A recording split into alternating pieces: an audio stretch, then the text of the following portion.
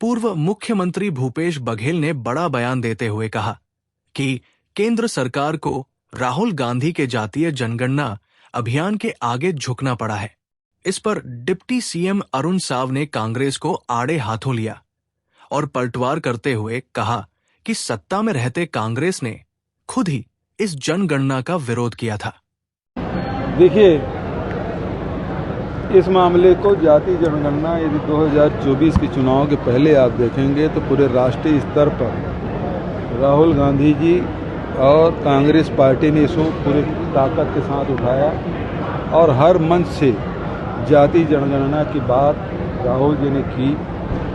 उसका कारण यही है कि आज जो समस्याएं हैं, आम जनता की जो समस्याएं हैं, उसका हल जाति जनगणना में दिखाई देता है। किसकी कितनी जनसंख्या है वो भी पता चलेगा, उससे ये भी पता चलेगा कि उसकी आर्थिक स्थिति क्या है, उसकी सामाजिक स्थिति क्या है, राजनीति में उसकी भागीदारी कितनी है।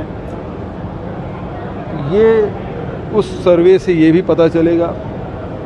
दूसरा महत्वपूर्ण बात ये है कि राहुल जी ने ये भी कहा कि 50% की जो सीलिंग लगा के रखे आर्टिफिशियल, उसको ख़त्म करना है।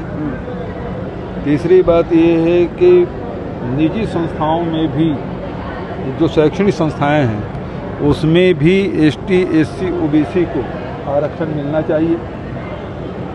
और जो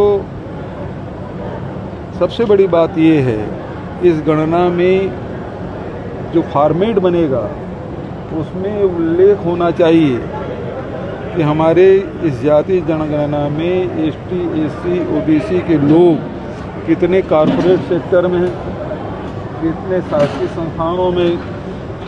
केवल तृतीय चतुर्थ श्रेणी की बात नहीं कर रहा हूँ मैं। आप यदि गीगा वर्कर को देखें, मजदूर को देखेंगे तो एसटी, एससी, ओबीसी मिल जाएंगे, लेकिन कितने कलेक्टर हैं, कितने आईएएस हैं, कितने आईपीएस हैं, कितने जो नीति निर्धारक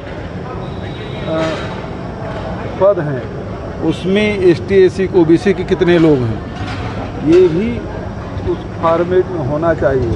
और सबसे बड़ी बात ये है कि इसको शुरू कब से कर रहे हैं, इसको लागू कब से कर रहे हैं। जो मोदी जी ये कहते थे हिंदुस्तान में केवल 4 जातियां हैं, आज राहुल जी के अभियान चलाने के कारण से उसे झुकना पड़ा और उस बात को स्वीकार करना पड़ा और सरकार उसे जाति जनगणना के तैयार हुई। लेकिन कैबिनेट के इस फैसले भर से काम नहीं चलेगा, धरातल में कब उतरेगा।